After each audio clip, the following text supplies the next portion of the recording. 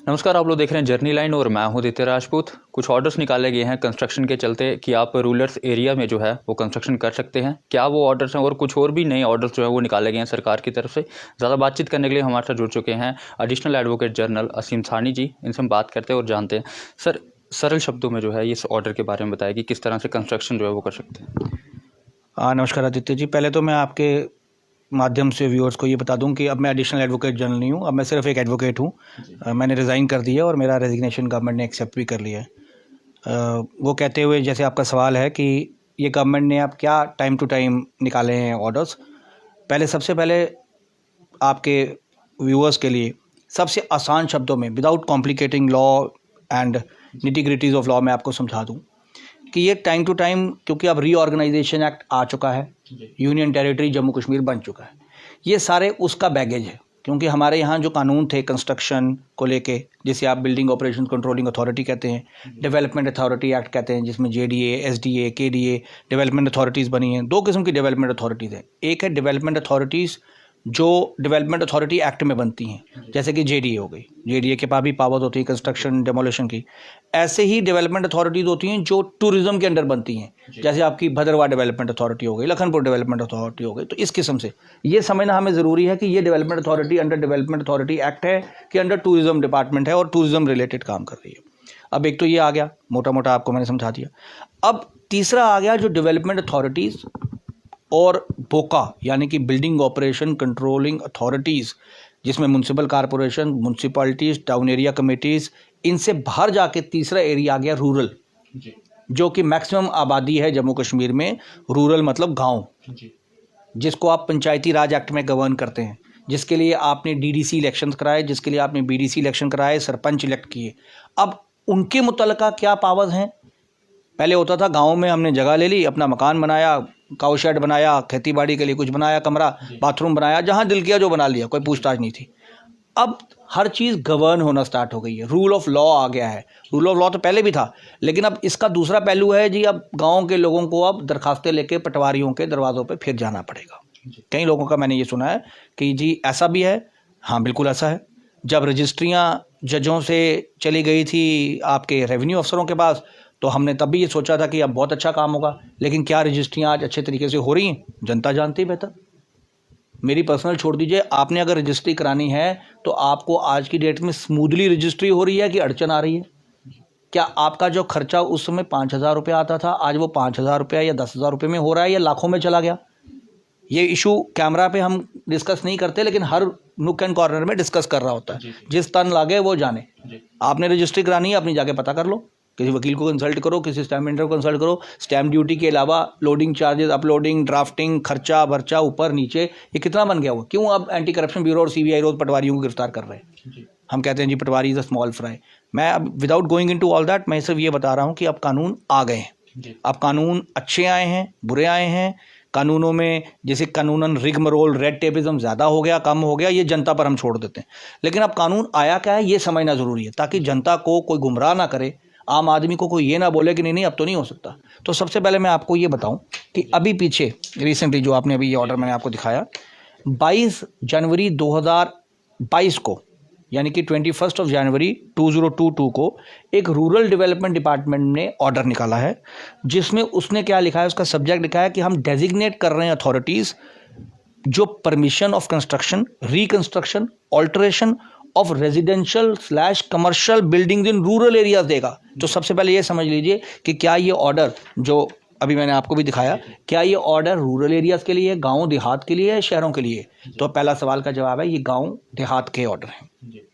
कौन सा गांव देहात? जो कि बोका, municipal corporation, municipalities, town area committee और डेवलपमेंट अथॉरिटी से बाहर पड़ता है, समझ लीजिएगा। उसके बाद अब ये क्या बोलता है, ये बोलता है गवर्नमेंट ने ऑर्डर निकाला है कि in under the powers conferred under section 12 subsection 2 Roman 4 of the Jammu and Kashmir Panchayati Raj act. कौन सा कानून? जो हमारा पंचायती राज एक्ट है, जिसके तहत अब सरपंच डीडीसी बीडीसी बनाते हैं। उसके तहत गवर्नमेंट के पास इख्तियारात होते हैं रूल 155 156 में, कि गवर्नमेंट जो है टाइम टू टाइम ऐसी अथॉरिटीज़ को पावर दे सकती है जो कंस्ट्रक्शन रिकंस्ट्रक्शन की परमिशंस देगी। तो अब गवर्नमेंट ने वो पावरें अपनी एक्सरसाइज कर दी हैं। अब गवर्नमेंट ने किस किस को पावर दी, आप समझ लीजिए ध्यान से। जब आपने बिल्डिंग परमिशन लेनी है किसी रिहायशी मकान के लिए, आप गांव में रहते हैं, आपको गांव में अपने एग्रीकल्चर लैंड है, वो मैं बाद में आपको समझाऊंगा कि एग्रीकल्चर लैंड की कितने पोर्शन को आप बना सकते हैं। सबसे पहले कहने की बात है कि आपके पास बंजर कदीम है या एग्रीकल्चर है, अपने गांव में अपने देहात में अपनी ज़मीन है या खरीदी है, उस ज़मीन जो है वो पंचायत जुरिस्डिक्शन में फॉल करती है, उसमें अब आप बनाना चाहते हैं अपने 2 कमरे का मकान विद बाथरूम विद किचन, जैसे हम लोग गांव में आम करते हैं। तो अब क्या वो आराम से दिल किया तो नक्शा बनाया और बना दिया, या परमिशन लेनी पड़ेगी? तो इस सवाल का जवाब है परमिशन लेनी पड़ेगी। अब दूसरा सवाल आया, किससे परमिशन लेनी पड़ेगी? कॉम्पिटेंट अथॉरिटी और कमेटियां बन गई हैं। वो क्या कमेटी है देहात की? सरपंच होगा हल्का पंचायत का, नंबर 1। नंबर 2 VLW, जिसे आप पंचायत सेक्रेटरी कहते हैं हल्का पंचायत का। नंबर 3 पटवारी। तो इन 3 लोगों की एक कमेटी होगी जो गांव में आपको परमिशन देगी मकान बनाने के लिए। ठीक है जी। अब आ गया कमर्शियल बिल्डिंग। अब मैं, ये तो हो गया 2 कमरा 3 कमरे का मकान जहां पे मैं रहना चाहता हूँ, ये मेरी फैमिली। अब मैं, कई लोग आपने देखा होगा गांव में साइड से पगडंडी निकल रही है, 2 दुकानें भी बनी है जहां पर सब्जी बिक रही है, कोई बीड़ी सिगरेट बिक रहा है। तो पहले आराम से लोग अपनी दुकान बना लेते थे कि चलो जी खेती बाड़ी भी करेगा एक भाई दुकान करेगा। अब क्या दुकान भी अपनी ज़मीन पे बना सकते हैं आप? Answer is no. दुकान के लिए भी आपको परमिशन लेनी है। किससे लेनी है? तो वो अथॉरिटी अब बन गई है सब डिविजनल मैजिस्ट्रेट। तो समझना बहुत ज़रूरी है कि मकान के लिए सरपंच, कमर्शियल कॉम्प्लेक्स जिसमें आप बैंक्वेट हॉल भी बनाते हैं, आपने आरसपुरा रोड पे देखे बैंक्वेट हॉल ही बैंक्वेट हॉल है, गांव में भी आजकल बड़े बड़े बैंक्वेट हॉल बन रहे हैं। तो जब आपने commercial building, malls, banquets, business showrooms या शॉप्स बनानी है, तो उसकी कमेटी हेड करता है SDM जो चेयरमैन होगा, तहसीलदार कंसर्न्ड जो लोकल तहसीलदार होगा, town planning officer concerned, BDO concerned और सरपंच ऑफ द हल्का पंचायत। तो ये हो गए 4 या 5 लोगों की कमेटी कमर्शियल प्लॉट्स के लिए, कमर्शियल बिजनेसेस के लिए। थर्ड आ गया किसी और किस्म की बिल्डिंग, अंग्रेजी में कहा गया है permission for any other building including government building. यानी कि मैं अगर कोई और बिल्डिंग बनाना चाहता हूं जो कि ना कमर्शियल है ना रेजिडेंशियल है, लेट्स से स्कूल, जैसे गवर्नमेंट स्कूल भी हो रहा है, let's say dispensary, let's say छोटा मोटा नर्सिंग होम, मैं कुछ और बनाना चाहता हूं, कोई आश्रम बनाना चाहता हूं लेट्स से, तो क्या मैं वहां पर आराम से बना सकता हूं कि ये मुझे परमिशन लेनी पड़ेगी? इस ऑर्डर के मुताबिक इवन गवर्नमेंट बिल्डिंग बनाने के लिए भी, ट्यूबवेल बनाने के लिए भी, PHE PDD का छोटा सा बनाने के लिए बिल्डिंग या टावर खड़ा करने के लिए भी परमिशन लेनी पड़ेगी। अब किससे लेनी है परमिशन? वहां पर भी कमेटी का चेयरमैन है SDM, उसके बाद number 2 tehsildar, number 3 town planning officer, number 4 BDO और नंबर 5 सरपंच। यानी कि कमर्शियल और अदर बिल्डिंग्स में लिए कमेटी जो है सेम है। तो ये समझना बहुत ज़रूरी है। तो ये आ गई बिल्डिंग परमिशंस का मामला कि आप लोगों ने बिल्डिंग परमिशन अगर गांव में देहात में बनानी है तो अब वो ईजी नहीं रहा। अब सवाल नंबर 2 उठेगा कि अगर मैंने बिना परमिशन लिए बना दिया, कुछ लोग कहते हैं जी हम नहीं मानते, हम बना देते हैं। तो शहरों में क्या होता है, आपने बिना परमिशन लिए म्यूनसिपैलिटी से नक्शा पास किए बिना आप बना देते हो, तो क्या करती है म्यूनसिपैलिटी? पंचायती राज एक्ट में, जैसे म्यूनसिपल कॉर्पोरेशन एक्ट हो गया, जैसे डेवलपमेंट एक्ट हो गया, बोका अथॉरिटीज़ होती हैं, जैसे मैंने आपको अभी समझाया बिल्डिंग ऑपरेशन कंट्रोलिंग अथॉरिटी, जिसको आप JMC कहते हो और आजकल आप पत्रकार उसको पीला पंजा कहते हो जी। वो पीला पंजा जो है वो कहाँ से आता है? वो मशीन थोड़ा अपने आप चल पड़ती है, वो कानून की रूह से आता है। कानून कहाँ? जो मैंने अभी 3 कानून आपको पढ़ के बताया, ये चौथा कानून आ गया पंचायती राज एक्ट। पंचायती राज एक्ट में जब तक कोई अथॉरिटी नहीं थी, मतलब से लोग अपने जहाँ मन किया शौच बना लिया, बाथरूम बना लिया, क्योंकि अभी पीछे गवर्नमेंट ऑफ इंडिया का एक फ्लैगशिप प्रोजेक्ट है कि स्वच्छ भारत में ये कहा गया कि छोटे छोटे बाथरूम बनाओ, पगडंडियों में मत बैठो, खुले में शौच मत करो। लेकिन ये समझ लीजिए अब आपको शौचालय बनाने के लिए भी परमिशन लेनी है, दुकान बनाने के लिए परमिशन, घर बनाने के लिए भी परमिशन। मैं ये नहीं कहता हूँ परमिशन लेना आसान होगा कि मुश्किल होगा, पटवारी से कुछ भी काम करवाना आसान होता है जी। कमेटियों से कोई काम करवाना आसान होता है। इसीलिए गांव के लोगों को, हम तो शहर के लोग हैं, पढ़े लिखे हैं, RTI जानते हैं, गांव के लोग बेचारे कब पटवारी के पास जाएंगे, कब बनेगा, कब ऑनलाइन, हमें कहा जा रहा है जी अब तो ये सब कुछ ऑनलाइन हो रहा है। मुझे ये समझाइए, गांव देहात के आदमी को आप कब समझाओगे ऑनलाइन एप्लीकेशन डालना जी? एक रियलिटी चेक कर लेते हैं। मैं किसी भी गवर्नमेंट में बैठे अफसर को इन्वाइट करता हूँ कि आइए, लैपटॉप सामने लगाए, बैठते हैं, एक एप्लीकेशन मुझे ऑनलाइन डाल के 1 हफ्ते में चेक करा के बताइए कि ऑनलाइन उसका रिजल्ट आ गया, हो गया काम। यहां कहने में कुछ और करने में कुछ है, करनी और कथनी में बहुत अंतर है, बहुत अंतर है। हाँ, मैं at the same time I am not a government critic, at the same time जो मुझे एक सक्सेसफुल लगा, जो सुनने में आ रहा है कई लोगों से, क्लाइंट से या दोस्तों से, कि ये जो डोमिसाइल सर्टिफिकेट है ये शायद ऑनलाइन आसानी से बने लोगों के। ये कई लोगों ने शहर में मुझे बताया कि डोमिसाइल हमारे हमने ऑनलाइन डाला, इजीली बन गए।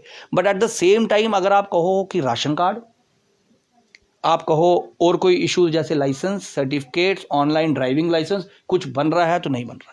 आपको ऑनलाइन एक नया ड्रामा बन गया है कि अभी ऑनलाइन अपलोड करना है तो दफ्तर में जाओ, लाइन में लगो, 4 पैसे दो तो ऑनलाइन अपलोड होगा। जो मकसद था ऑनलाइन का कि आपकी ह्यूमन इंटरफेस खत्म हो जाए, जो कोविड भी डिमांड कर रहा है कि ह्यूमन इंटरफेस खत्म कर दो। एक आदमी यहाँ, जैसे हमारी अदालतें हैं, हम घर में ऑफिस में बैठे हैं, घर में बैठे हैं, लैपटॉप ऑन किया, जैसे सब अपने घर या अपनी कोर्ट में बैठे हैं, स्टाफ कहीं और बैठा है, दूसरा वकील कोई और बैठा है, बढ़िया काम हो रहा है। अब मुझे ये बोला जाए फाइलिंग करने के लिए आओ, फोटोस्टेट करने के लिए आओ, अपलोड करने के लिए आओ, लेकिन फिर जाओ अपने घर में फिर ऑनलाइन बैठ जाओ, तो इसका मतलब मेरे जो एक चक्कर जानीपुर में जाके काम होता था अदालत में, अब मेरे 4 चक्कर लग रहे। तो मकसद ये है, ऑनलाइन का पर्पस एक है कि आपने चीज़ों को आसान बना दिया, दूसरा ह्यूमन इंटरफेस खत्म कर दिया। दोनों ही चीज़ें तो हुई नहीं पॉसिबल। तो वहाँ पर वो ऑनलाइन का क्या हुआ मुझे आज तक समझ नहीं आया। ऑनलाइन रजिस्ट्रियाँ हैं, मुझे कोई बता दे एक शख्स आके कि ऑनलाइन रजिस्ट्रियाँ आसानी लाई हैं कि दुश्वारी लाई हैं। सर ऑनलाइन मोड की बात करें तो ज़्यादा दिक्कतें सामने आ रही हैं या फिर ऑफलाइन में ज़्यादा दिक्कतें सामने आती थी? देखिए, आने वाला वक्त ऑनलाइन का ही है। आप बैठते हैं, टिकट करा रहे हैं, थिएटर की कैसे कराते हैं, जहाज़ की टिकट कराते हैं ऑनलाइन कराते हैं, इवन कि मोबाइल का बिल और बिजली का बिल भी ऑनलाइन करें। वक्त लगेगा, मैं ये नहीं कह रहा हूँ हम ऑफलाइन, मैं I am never a votary of offline things. मैं शुरू से हाईटेक रहा था, क्योंकि मेरा अपना पर्सनल बिलीफ है, technology is the answer, is the bypass to corruption. ना बंदा बंदे से मिलेगा, ना बंदा बंदे को जानेगा, ना पैसा देगा, एप्लीकेशन आई मूव करो। लेकिन एट द सेम टाइम आप रियलिटी चेक भी तो कीजिए अफसरों पर। मैंने आपको एक ईमेल डाली, मैंने आपको अपनी 4 फॉर्म भेज दिए। 4 फॉर्म में आपको आदत है आपके बाबू लोगों को नुक्स निकालो, क्योंकि करप्शन वहीं से ब्रीड करती है। जब इस फॉर्म में नुक्स निकाल दिया, टिकट नहीं है, स्कैन प्रॉपर्ली नहीं हुआ, साइड का कॉर्नर अच्छा नहीं लगा, साइन बराबर नहीं आ रहे, साइन है कि नहीं है, उसके लिए बंदे को बोला जाता है कि वो बंदा खुद फॉलो करेगा। क्योंकि यहाँ क्या किस चीज़ की वैल्यू पड़ती है? मजबूरी की। जो मजबूर है वो चक्कर लगाएगा। बाबू कहेगा उठाओ फाइल साइड पे रख दो, मुझे क्या मजबूरी है जल्दी करने की, मैं तो डिफेक्ट लिखा दिया है। मुझे कोई अफसर पूछेगा क्यों नहीं है 1 महीने में वो, मैं कहूँगा सर इसमें तो 4 कागज़ नहीं थे। बट अफसर ये क्यों नहीं पूछेगा तुमने ये 4 कागज़ों का डिफेक्ट उसको नोटिफाई किया? कहीं वेबसाइट पे लिखा कि इस फाइल में आदित्य जी की फलानी फाइल आई थी, राशन कार्ड में, इसमें इनके 4 ये नुक्स हैं, इनके पिताजी का ये डॉक्यूमेंट पूरा नहीं, इनका ये डॉक्यूमेंट पूरा नहीं, इनको नोटिफाई करो।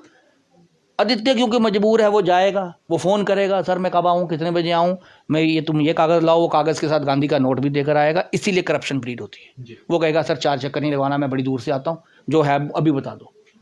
जब आप उसको रिवर्स कर दोगे कि आदित्य की मजबूरी नहीं है ये फाइल को पास कराना, तुम्हारी मजबूरी है, तुम्हारी नौकरी चली जाएगी, तुम्हारे पास जितना डिस्पोजल स्टॉक में रह गया, डिस्पोज करो फाइल को। अगर आपकी अलमारी में उस अफसर को आप शक की निगाह से देखो जिसने अपने पास ब्लॉक करके रखी हैं फाइलें, जिसकी फाइलें निकल रही हैं यानी कि वो अफसर काम कर रहा है, वो डिस्पोजल डाल रहा है। जिसकी फाइलें फंस रही हैं यानी कि वो करप्शन ब्रीड कर रहा है, या वो इनएफिशिएंट है, या वो करप्ट है, क्योंकि वो चाहता है लोग उसके पास आएँ, लोग उसकी जी हजूरी करें, सेवा करें उसकी लोग, और फिर उसको कहेंगे जनाब अगली बारी चक्कर नहीं लगवाना, जो बताओ हमें खर्चा देना। This is how corruption is breeding. आप जब उस सारी करप्शन को बाईपास करना चाहते हो, एफिशिएंसी लाना चाहते हो, तो एफिशिएंसी में मेरी यही रिक्वेस्ट हो रहेगी कि आप रियलिटी चेक कीजिए, 2-4 कैमरा वाले रखिए, रिकॉर्डिंग कीजिए। गवर्नर साहब मेरे साथ बैठे हैं, मुझे बताएं कौन से डिपार्टमेंट की ऑनलाइन एप्लीकेशन उनकी अपनी मूव होती है। अगर वो अपने नाम मनोज सिन्हा के नाम से भी राशन कार्ड अप्लाई करेंगे ना, तो मुझे नहीं लगता उनका राशन कार्ड एक दिन में थ्रू होगा। हाँ, एलजी के ऑफिस से फ़ोन जाएगा तो शाम को घर भी आ जाएगा देने के लिए। लेकिन अगर इंडिविजुअल मनोज सिन्हा या individual AK Mehta without his post of chief secretary मुझे ये किसी TSO से या किसी राशन कार्ड के दफ्तर से या किसी पटवारी से अपना काम करा के दिखा दें, तो I will take back my words. आज के बाद कभी नहीं एफिशिएंसी पे बात करूँगा। सर इसी तरह बात की जाए, ये जो ऑर्डर्स निकाले गए हैं, लॉज निकाले गए हैं नए, तो अगर किसी की 10 मरले ज़मीन है रूरल एरिया में, तो अगर उसने अपने ही घर में एक तबेला बनाना छोटा सा, तो क्या उसके लिए भी उसको परमिशन लेनी पड़ेगी? ये आपने बड़ा अच्छा सवाल पूछा। अब पहला एस्पेक्ट तो आ गया कि मेरी अपनी जगह है, फिर वो जगह की किस्म क्या है। देखिए, अगर तो वो एग्रीकल्चर लैंड है, जैसे अभी आपने पीछे हमने बड़ा डिस्कस किया गया agriculture land, non agriculture land. अगर वो नॉन एग्रीकल्चर लैंड है यानी कि वो फिर इसमें लैंड रेवेन्यू एक्ट या एग्रीकल्चर रिफॉर्म एक्ट में नहीं पड़ती, एग्रीकल्चर रिफॉर्म्स एक्ट में, फिर आपको इमीडिएटली क्या करना है, अगर आपने उसका कुछ एक लिमिटेड पोर्शन है, यानी कि कुछ मरला, यानी कि मुझे as far as I remember, जो क्योंकि ये एक्ट नया आया है, जो उसकी एसओ आया था, तो तकरीबन 1 कनाल है, पहले 4 कनाल होती थी, अब 1 कनाल है। वो 1 कनाल एग्रीकल्चर लैंड को अपने पर्पजेज़ के लिए, चाहे वो तबेला हो, चाहे वो मकान हो, चाहे वो रेजिडेंशियल हो, चाहे वो कैटल शेड हो, वो बना सकता है। वो उसके लिए उसको परमिशन की ज़रूरत नहीं थी अग्रेरियन रिफॉर्म्स एक्ट में, लेकिन क्योंकि अब वो कंस्ट्रक्शन करनी है तो उसको सरपंच से परमिशन लेनी है। तो ये समझना बहुत ज़रूरी है। इन्होंने 2 एजेंसियां बनाई हैं। एक एजेंसी है कौन से कानून में, एग्रीकल्चर एक्ट में, लैंड रेवेन्यू एक्ट में, वो है डीसी कलेक्टर ने परमिशन देनी है किस काम के लिए, एग्रीकल्चर लैंड को नॉन एग्रीकल्चर यूज़ करने के लिए। एग्रीकल्चर क्या होता है, एग्रीकल्चर डिफाइंड है, एग्रीकल्चर मीन्स जहाँ आप फार्मिंग करते हैं, नंबर 1, नंबर 2 लाइफ स्टॉक रखते हैं, जानवर, वो भी एग्रीकल्चर में है, नंबर 3 आप ऑर्चर्ड्स बनाते हैं, पेड़ पौधे फ्रूट उगाते हैं, वो भी एग्रीकल्चर है, नंबर 4 आजकल कहते हैं पिसिकल्चर, मछली और ये इसका पालन पोषण को भी एग्रीकल्चर की डेफिनेशन में डालते हैं, डेयरी फार्मिंग ये भी एग्रीकल्चर है। तो ये सारे कामों को कलेक्टिवली एग्रीकल्चर कहा जाता है। अब सपोजिंगली मैंने डेयरी फार्म बनाना है अपनी ज़मीन पे, मुझे कोई कहेगा जी डेयरी फार्म के लिए आपने दीवारें क्यों बनाई, शेड क्यों डाला? अरे भाई डेयरी फार्म तभी बनेगा ना जब दीवारें और शेड बनेगी। अब सवाल नंबर 2 आ गया कि कर तो मैं एग्रीकल्चर आऊँ, नॉन एग्रीकल्चर पर्पज़ तो नहीं है, वर्क तो एग्रीकल्चरल ही है, लेकिन जैसे वो कंस्ट्रक्शन करनी पड़ गई मुझे, यानी कि मैंने दीवार बनाई, उस दीवार में फिर रूरल डेवलपमेंट डिपार्टमेंट इंटरफेयर करेगा, वो कहेगा जी आपने कमेटी से परमिशन ली। तो यहीं इसी को कहते हैं कन्फ्यूजन ऑफ लॉज। जब तक आप क्लैरिटी नहीं लाएंगे, आप कानून लाते हैं, कानून को पब्लिश कर देते हैं, बस पब्लिश हो गया, फिर हम जैसे वकीलों पर और अफसरों को सिर खुरकने पर छोड़ देते हैं कि लगे रहो आप बहस करते रहो। कहाँ से ब्रीड होती है? Once there is a confusion in law, तभी अपनी अपनी इंटरप्रिटेशन होती है, अपना अपना राग, अपनी अपनी टफली। आज तक लोगों को ये नहीं पता एग्रीकल्चरिस्ट कौन है। अब मैं आपको फॉर एग्जांपल सिर्फ एक सवाल पूछूंगा। 26 जनवरी आ रही है, ठीक है, 26 जनवरी से क्या मतलब है? रिपब्लिक डे, जिस दिन इंडिया रिपब्लिक बना था, उस दिन इंडिया ने अपना कॉन्स्टिट्यूशन अडॉप्ट किया, ठीक है जी। रिपब्लिक तो तभी है जब हमारा कॉन्स्टिट्यूशन था। Constitutional rights, as a student of law I understand कि राइट जो है, जो कॉन्स्टिट्यूशन में प्रोवाइडेड हैं, वो हर छोटे मोटे कानून से बड़ा कानून है, ठीक है जी। इसी को अल्ट्रा वायरिस और इंट्रा वायरिस का कंसेप्ट हमें समझाया जाता है। यानी कि आपका right to profess any religion, right to trade and profession, right to move with freedom, right to walk freely, have air, ये सारे राइट टू लाइफ में आ जाते हैं, राइट टू फ्रीडम में आ जाते हैं, right to trade and profession में आ जाते हैं, ठीक है। इन सारे राइट्स में से एक राइट हमें पढ़ाया जाता है छोटे बच्चों को सिविक्स में, और हमें लॉ में पढ़ाया जाता है कॉन्स्टिट्यूशन में, right to trade and profession, fundamental right. यानी कि आज आदित्य जी ये माइक पकड़ के पत्रकार हैं, मैं एक वकील हूँ, थोड़े दिन में हम कहते हैं यार मैं गुजारा नहीं चल रहा, मैं फार्मिंग करना चाहता हूँ, सुना है कि बैंक ने एक अच्छी स्कीम लाई है, जो मवेशी रखेगा, फार्मिंग करेगा, डेयरी फार्म खोलेगा, तो उसको अच्छा उसमें इनपुट मिलेगा और उसको सब्सिडी भी मिलेगी। क्या मुझ पे बार है? मैं सेकंड प्रोफेशन या सेकंड बिजनेस नहीं स्टार्ट कर सकता? आप पे बार है? चलो मैं तो सोचो वकील हूँ, मैं बिजनेस नहीं कर सकता, मेरे पास तो अपने एथिक्स हैं, बट आप पे कोई बार है? नहीं है। लेकिन आपको ज़मीन नहीं बिकेगी एग्रीकल्चर, आप ज़मीन नहीं खरीद सकते। पूछे क्यों? क्योंकि जो एग्रीकल्चरिस्ट डिफाइन है वो 1 नवंबर 2021 को एग्रीकल्चरिस्ट होना चाहिए था। यानी कि जो पहले एग्रीकल्चरिस्ट है वही एग्रीकल्चरिस्ट रहेगा, नया बंदा एग्रीकल्चरिस्ट नहीं बन सकता। मैं यही सवाल ब्यूरोक्रेट्स को पूछता हूँ, भाई साहब आप आईएएस करके आ गए, आपने जेकेएएस सर्विसेज क्लियर की, आप बैठ गए कुर्सियों पे, आपने ये कानून बनाए, आपका मन करता है रिटायरमेंट के बाद मैं फार्मिंग कर लूँ, ज़मीन खरीदूँ, मैं भी पौधे उगाऊँ, ऑर्चर्ड उगाऊँ, बाग उगाऊँ, आप भी तो ज़मीन नहीं खरीद सकते। आप अपने फंडामेंटल राइट का ब्रीच कर रहे हैं बाय स्टैट्यूटरी लॉ। आपने अमेंडमेंट वो लाई जो कॉन्स्टिट्यूशनल लॉ को ब्रीच कर गई। तो इसीलिए इस डिबेट का क्या आंसर है? इन कानूनों को कहा जाता है अल्ट्रा वायरिस लॉज। कोई बड़ी दूर जाने की जरूरत नहीं, जो कानून कॉन्स्टिट्यूशन के दांतों के बीच में आ जाए, अंग्रेजी में कहते हैं between the teeth of the constitution, वो कानून अल्ट्रा वायरिस होते हैं। सबसे बड़ा एग्जांपल रोशनी एक्ट, कोर्ट्स उनको उठा के ताड़ फाड़ करके फेंक देती हैं। एनजेएसी कानून लाई थी government of India, national judicial accountability commission, बहुत बड़ा कानून था, जजेस की खुद नियुक्तियां होनी थी, किस एक फॉर्मूला बनना था, सुप्रीम कोर्ट ने उखाड़ के फेंक दिया, उन्होंने कहा ये अनकॉन्स्टिट्यूशनल है, अल्ट्रा वायरिस है। ऐसे ही मैं आपको ये सवाल पूछ रहा हूँ, right to trade and profession को रेगुलेट आप कैसे कर सकते थे? सब डेलीगेट कैसे कर सकते थे कि नहीं भाई ये एग्रीकल्चर का काम नहीं करेगा, ये करेगा?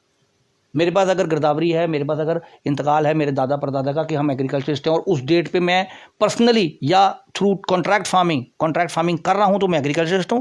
अगर मैंने उसके बाद मूड बनाया एग्रीकल्चरिस्ट बनने का, पत्रकारिता आपने छोड़ना चाहिए, किसी ने डॉक्टरी छोड़ना चाहिए, किसी ने रिटायरमेंट के बाद सोचा मैंने वकालत छोड़ के। सवाल पे आ रहा था जिस तरह से हमारे कोई पुलिस ऑफिसर्स हैं या फिर आर्मी ऑफिसर्स हैं, वो रिटायरमेंट के बाद जो है ज़्यादातर ज़मीन खरीद कर फार्मिंग करते उनको हैं। सवाल पूछा जाता है कि भैया आप ऐसी कोई गिरदावरी ले आओ जो 1 नवंबर 2021 में आपको शो करे आपके पास एग्रीकल्चर लैंड थी। क्या नॉनसेंस है। मैं कहता हूं मेरे पास नहीं थी, मान लिया, क्या मैं आज नहीं खरीद सकता? आपने मेरे पर इनडायरेक्टली बार लगा दिया कि मैं ज़मीन एग्रीकल्चरिस्ट की डेफिनेशन में फॉलो नहीं करूंगा, मैं ज़मीन नहीं खरीद पाऊंगा। दैट मीन्स मेरा right to trade and profession, trade तो नहीं होगी ये, फार्मिंग अदरवाइज ट्रेड ही होगी जब मैं फार्मिंग को बेचूंगा, बट प्रोफेशन तो है। Farming is as good as a profession as lawyer. इतना ही रिस्पेक्टेबल एक फार्मर है जितना एक वकील, जितना एक डॉक्टर है, जितना एक इंजीनियर है। आप फार्मर्स को क्या डिग्रेड कर रहे हैं? फिर आप अगर फार्मर का बच्चा पढ़कर डॉक्टर, इंजीनियर, वकील, जज बन सकता है तो जज का बच्चा पढ़कर फार्मर क्यों नहीं बन सकता? ये कहाँ की बात है? कोई मुझे समझ नहीं आया। जब आप प्रोफेशन ट्रीट करते हो उसको, तो आप प्रोफेशन को, एक आदमी को प्रोफेशन चेंज करने की इजाज़त नहीं दे रहे। एक आदमी को ज़मीन नहीं होगी तो मैं एग्रीकल्चरिस्ट कैसे बनूंगा? तो ये ऐसे ऐसे सवाल हैं जो हमसे कई लोग, मतलब हम लोग बुद्धिजीवी हैं, लोग हमसे बोलते हैं आप कानून के जानकार हैं। अब कानून के जानकार होना अलग बात होती है, लेकिन कानून की निटी ग्रिटी को एक्सप्लेन कर पाना, क्योंकि जब कानून बनाता है असेंबली या पार्लियामेंट में, इन कानून में डिबेट होती है। वो डिबेट होती है तो वहाँ हमारे जैसे लोग सलाह या रिटर्न अपनी भेजते हैं, कमेंट्स, या हमारे जो नुमाइंदे होते हैं वो हमसे डिस्कस करते हैं वकीलों से कि यार इसमें क्या पॉइंट है, क्या अच्छा है, क्या बुरा। हम समझाते हैं कि यार यहाँ पर ये गलती हो सकती थी आपसे। लेकिन जब लेजिस्लेटिव असेंबली नहीं, पार्लियामेंट ने कानून नहीं बनाना, कानून कहीं सेक्रेटरीट में बन गया, सिविल सेक्रेटरीट के अफसर ने, उन्होंने किसी से डिस्कस नहीं करना, कमेंट्स कॉम्प्लीमेंट कहीं से लिए नहीं, ना हमने अच्छाई कही कमेंट की, ना हमने कॉम्प्लीमेंट किया, तो फिर इवेंचुअली वो कानून ऐसा ही बनता है जो अदालतों में चैलेंज हो जाता है।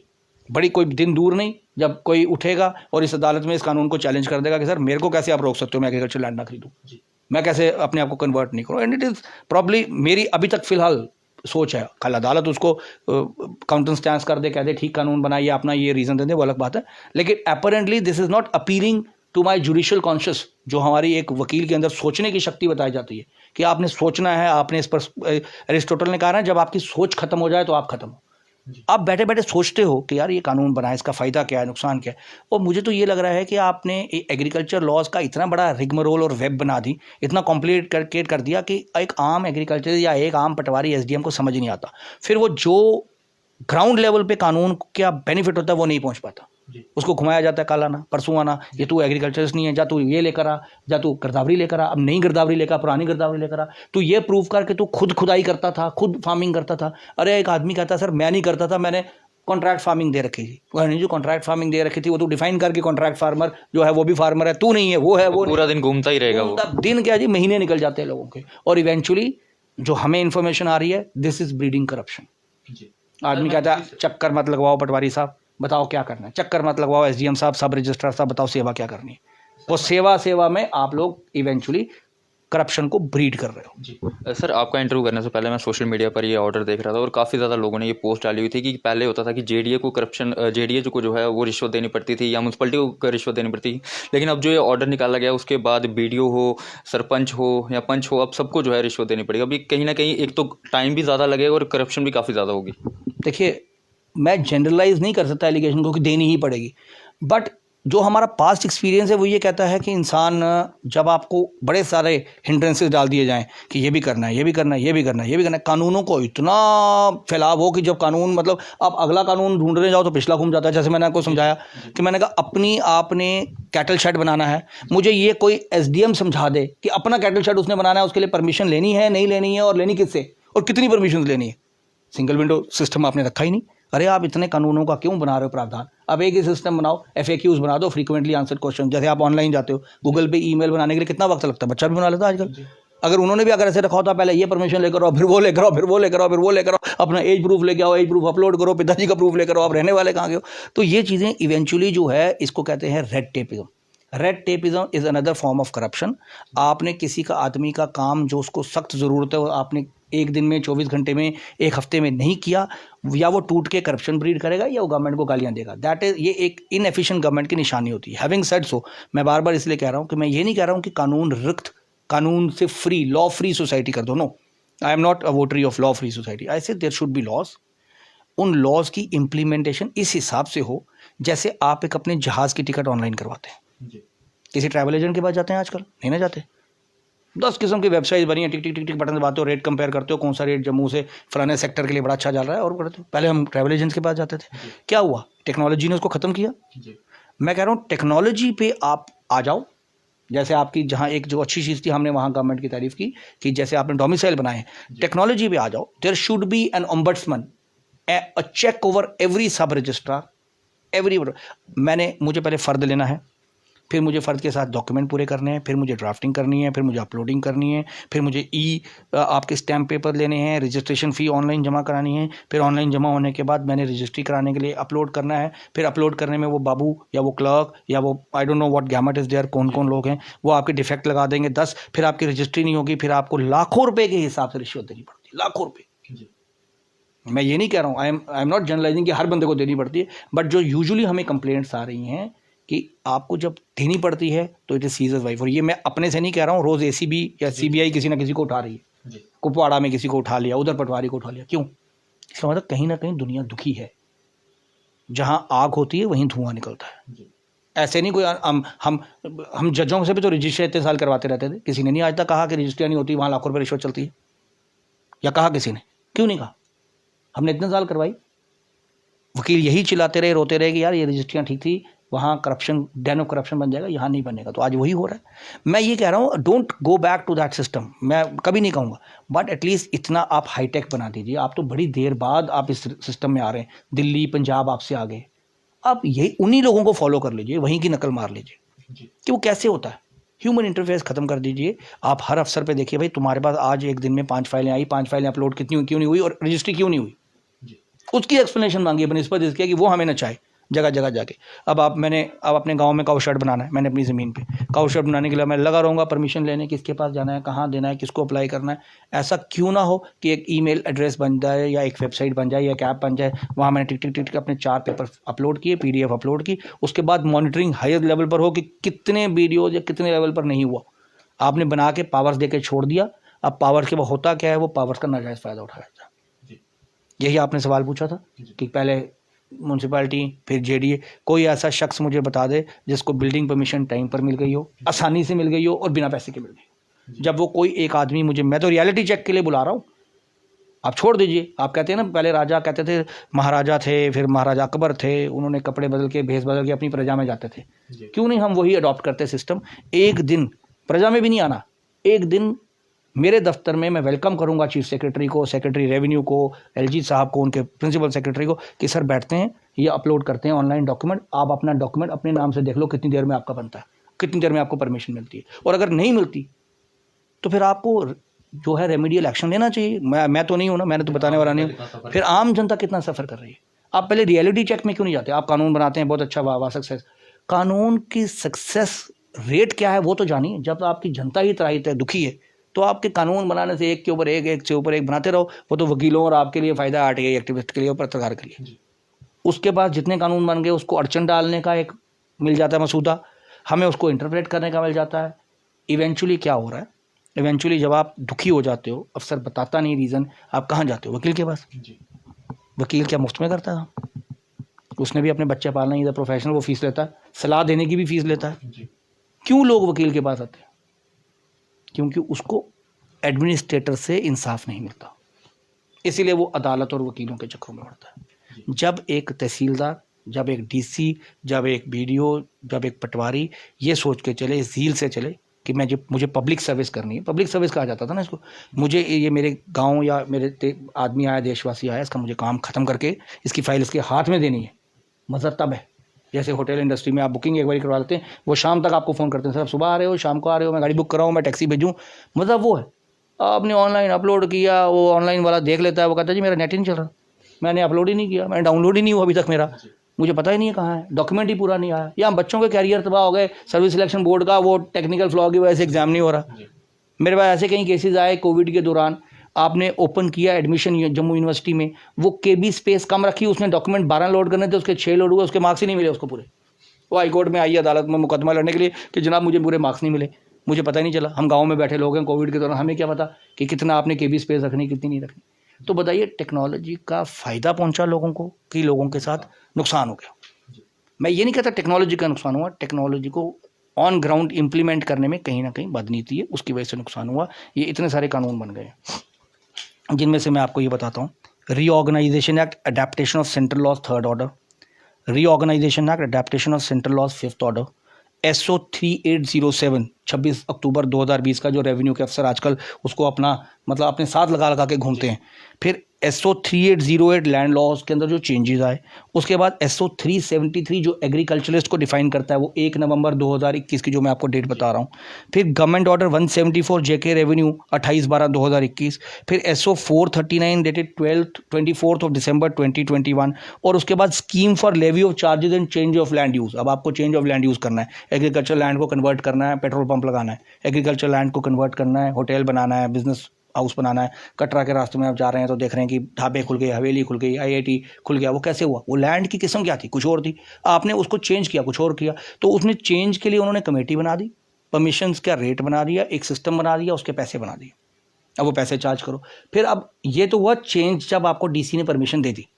अब आपने चेंज की परमिशन ले ली, आप बड़े खुश हो गए। आपने बोला आप लगाओ पेट्रोल पंप बनाओ। नहीं, पेट्रोल पंप की परमिशन लेने जाओ कमेटी से। तो एक कमेटी से निकले, दूसरी कमेटी में जाओ। अब मुझे ये जनता पर छोड़ देता हूँ कि कितनी कमेटियों में सरकार हमें भेजेगी या सिंगल विंडो सिस्टम रखेगी कि मैंने यहाँ आज ज़मीन खरीदनी है, मुझे सिर्फ ये बताना है कि सर मैं आज 4 मरले जगह ले रहा हूँ, इस 4 मरले में मैंने एक दुकान बनानी है। मुझे नहीं पता कितने लोगों ने परमिशन देनी है, मुझे लास्ट परमिशन दे दो दुकान की, मुझे फीस बताओ कितनी है।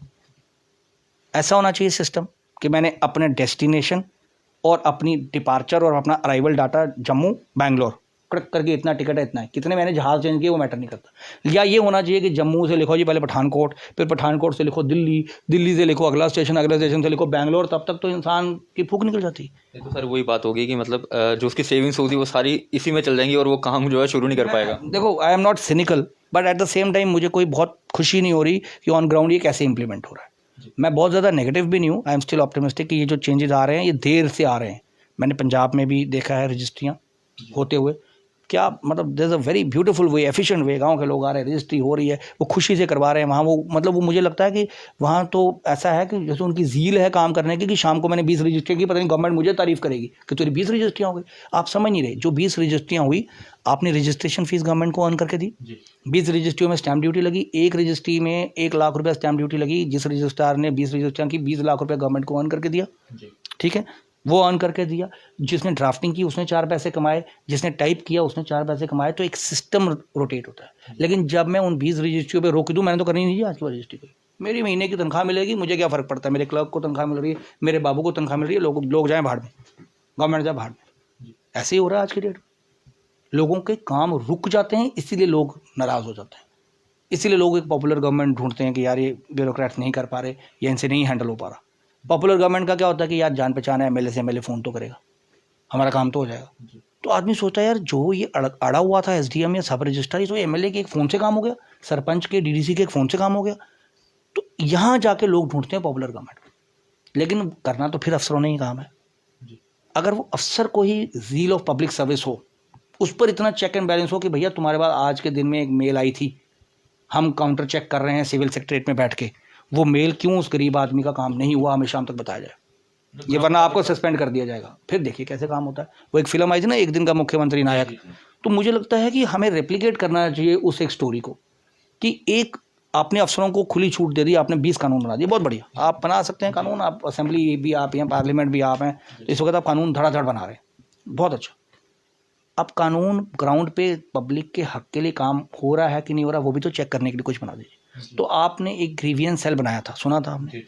ग्रीवियंस सेल काम भी करता था। आज क्या क्या काम है ग्रीवियंस सेल का? पहले तो किसी को कुछ पता नहीं, ऊपर से कोई चिट्ठी लिख दोगे तो वो चिट्ठी में उसी अफसर से पूछते हैं जिसकी कंप्लेंट होती है। क्यों नहीं ऐसा एक फ्लाइंग स्क्वाड बनाया जाता अफसरों का, 40, 50, 10 लोगों का, सिर्फ अफसरों का नहीं, उसमें बुद्धिजीवियों को भी ऐड कर लो, NGOs को भी ऐड कर लो, एक आधे वकील को भी ऐड कर लो, एक कमेटी बना दो महीने महीने की, डिस्ट्रिक्ट की, Jammu north, Jammu south, Jammu east, Jammu west की, कि आप लोग देखोगे कोर्ट में जाने की बंदे को ज़रूरत नहीं, एक ईमेल डाल दो कि इस जगह में हमारा काम फंसा हुआ है, बंदे को उठ के नहीं जाना, वो कमेटी काम ढूंढे, प्रॉब्लम है वो रिजॉल्व करे, उसका काम करा के उसको दे। फिर मज़ा आता है कि राजभवन या गवर्नर साहब या सिविल सेक्रेटरी काम कर रही है। एग्जाम्पल ले लो, तभी तो मैं कह रहा हूँ रियलिटी चेक करो, किसी एक का पकड़ लो। अगर आप किसी गरीब आदमी का, गांव में बैठे हुए आदमी का, एक आपकी कमेटी या एक आपका सेक्रेटरी डिप्टी सेक्रेटरी काम करा देगा, मेरे ख्याल से वो भी उसके साथ इंसाफ होगा। उसको ना वकील के पास जाना पड़ा, ना कोर्ट में, ना जज के पास। उसको इसलिए मुकदमे लड़ने पड़ते हैं गवर्नमेंट के खिलाफ क्योंकि वो गवर्नमेंट की इनएक्शन से भी दुखी है, गवर्नमेंट की करप्शन से भी दुखी है। आज की डेट में लोगों को सीबीआई चिट्ठी व्हाट्सएप करती है या मैसेज करती है कि देखिए कोई करप्शन या कोई पैसे मांगे तो हमें बता देना। क्यों? इसका मतलब वो है ना, बिलीव कहीं ना कहीं है कि करप्शन है। ये आराम राज्य नहीं है J&K में कि हमें बुलाना पड़ रहा है कंप्लेनेंट को, और फिर भी कंप्लेनेंट नहीं आते। वो कहते हैं यार काम करो, हम कहाँ मुकदमे बाजी में पड़ेंगे, हमें अपना दुकान बनानी है, अपना मकान बनाना है, मैं अपनी दुकान बनाऊंगा या लोगों की कंप्लेंटें करूंगा कि काम नहीं होते। लेकिन अगर आपका सिस्टम ऐसा हो, आपका चेक एंड बैलेंस हो कि आज शाम को सब रजिस्ट्रार ने या पटवारी ने कितने डॉक्यूमेंट्स, अपनी कितनी फाइल डिस्पोज की और क्यों नहीं हुई ये फाइल डिस्पोज, उसको सवाल पूछने वाला आदमी कौन? एक थर्ड इंस्टीट्यूशन, उसका अपना बॉस नहीं। क्योंकि लोग इल्ज़ाम लगाते हैं जी पटवारी ने तहसीलदार के साथ सेटिंग रखी है, तहसीलदार ने एसी के साथ, एसी ने डीसी के साथ की। तो डीसी जो मेरे साथ मेरा भागीदार है वो मेरे साथ कैसे, मेरे पर कैसे एक्शन लेगा? एक्शन लेने के लिए तो एंटी करप्शन है ना, एक्शन लेना तो सीबीआई है ना। तो आप भी ऐसी अपनी टीम क्यों नहीं बनाते, मोहल्ले मोहल्ले में एंटी करप्शन बना दो और उनको बोलो कि भैया तुम इनके ऊपर नज़र रखोगे, तुम हमारी आंखें हो, हमारे कान हो, हमारे मुंह हो, मोहल्ले मोहल्ले में बना दो। जब कोई अफसर किसी गरीब का काम नहीं करता, वो गरीब कहीं नहीं जाएगा, वो सिर्फ अपने मोहल्ले की उस कमेटी के पास जाएगा, ग्रीवियंस कमेटी के पास जाएगा, उसको बोलेगा सर ये मेरा काम नहीं हो रहा। वो ग्रीवियंस कमेटी नौजवान लोगों की होगी, वो फटाफट नज़र रखे, कानून ढूंढे और उसके बाद करे। और अगर अपनी रिकमेंडेशन भेज दे राजभवन में या ग्रीवियंस डिपार्टमेंट को कि सर हमने यहाँ फाइंड किया, ये पटवारी जान के अटक रहा है इस फाइल पे, इमीडिएटली ट्रांसफर कर दीजिए, सस्पेंड कर दीजिए पटवारी को। उसको समझ आ जाएगी कि मुझे इस काम में नहीं रोकना। उस सब रजिस्ट्रार को ट्रांसफर कर दीजिए, सस्पेंड कर दीजिए, जो लोगों की रजिस्ट्रियाँ नहीं कर रहा, गवर्नमेंट के पब्लिक एक्सचेकर को भी बैठा हुआ, किस नीयत से, या either oblique motives of money कि ये कुछ दे के जाएगा, मुफ्त में क्यों करूं, या मुझे कानून नहीं आता, मैं कुछ भी नहीं करूंगा। इनएक्शन, इनइफेक्टिवनेस, वो भी जनता को मार रही है, इनइफेक्टिवनेस। आप थोड़ी सी एफिशिएंसी इन एडमिनिस्ट्रेशन लाइए, लोग वाह वाह करेंगे। बस मेरा तो यही सोच है। बाकी ये मैं कहता हूँ कानून आ रहे हैं, आने दीजिए, मोस्ट वेलकम। कानून आएंगे, पूरे देश में भी थे, लेकिन उन कानूनों का सही इम्प्लीमेंटेशन ऑन ग्राउंड और इस टेक्नोलॉजी का फ़ायदा, ये जो आप इंटरनेट बेस्ड टेक्नोलॉजी कह रहे हैं, इसका इतना भरपूर फ़ायदा उठाइए, इतना भरपूर फ़ायदा उठाइए कि एक टेलीफोन कॉल और एक व्हाट्सएप या ट्विटर पे जब आप एक्शन ले लेते हैं, प्रेग्नेंट हो रहा तो एक ट्विटर पे मैसेज डालती है कि मेरे प्रॉब्लम हो रही है, तो ट्रेन चेंज हो जाती है, डॉक्टर के डॉक्टर आ जाते हैं, हमने देखा ना ऐसे एग्जाम्पल। तो वो सिर्फ उन लोगों के लिए क्यों जो ट्विटर जानते हैं, वो गरीब आदमी क्यों नहीं जो ट्विटर शूटर कुछ नहीं जानता, ना वो पढ़ता है ना वो लिखता है, उसको पता है मेरे गाँव है, मेरी मवेशी है, मेरे दूध सुबह निकालना है, मैंने खाना है, मेरी बस इतनी रोटी। उसकी ज़िंदगी छोटी थी। और हमारा देश मैक्सिमम फार्मर्स का है, एग्रीकल्चरिस्ट का है, उन लोगों का है जो रूरल सेटअप से आते हैं। रूरल सेटअप के लोगों को आप टेकन फॉर ग्रांटेड मत लीजिए। इंटरनेट उनको नहीं आता चलाना, आज की डेट में तो वैसे सारे यूथ को आता है, लेकिन उनको उनके हाथ पाँव बनिए। यूथ जो पढ़े लिखे लड़के लड़कियाँ, उनकी ड्यूटियाँ लगा दीजिए, जो मोदी जी का कंसेप्ट भी है, जो उन्होंने शुरू से कहा था कि आप कमेटियाँ बना दी, आप ग्रीवियंस कमेटीज बना दीजिए। ये this is only a suggestion. बाकी जो एडमिनिस्ट्रेटर्स होते हैं उन्होंने खुद सोचना होता है अपना क्या करना है। मेरा सिर्फ ये आपको बताना था, जो आपने सवाल पूछा कि कानून बहुत सारे बन गए, जैसे मैंने अभी पूरी लिस्ट बताई। अब इन कानूनों की ऑन ग्राउंड इम्प्लीमेंटेशन कैसे होगी, क्या वो जनता के हक में होगी या जनता के लिए नई दुश्वारियाँ आ गई, सवालिया निशान यहीं ख़त्म हो जाता है। ये तो अब आने वाला वक्त बताएगा कि ये दुश्वारियाँ हैं या ये स्मूथ करेगा हमारे अफेयर्स, बस आने वाला वक्त बताएगा। बहुत शुक्रिया बात करने के लिए। तो ये थे हमारे साथ एडवोकेट असीम साहनी जी, जिनके साथ आज हमने ये जो लैंड लॉज आए हैं नए, उन पर बात की। और इनका भी साफ तौर पे कहना है कि अगर लॉज बनाए जा रहे हैं, काफ़ी अच्छी बात है कि लॉज बनाए जा रहे हैं, लेकिन एक टीम ऐसी बनानी चाहिए कि जो ग्राउंड लेवल पर जाकर देखे कि ये इंप्लीमेंट हो रहे हैं कि नहीं हो रहे हैं। और आप भी अपनी राय कमेंट सेक्शन में ज़रूर रखें कि इस ऑर्डर के साथ आप एग्री हैं या फिर डिसएग्री हैं। तो तब तक के लिए बने रहे आप जर्नी लाइन के साथ।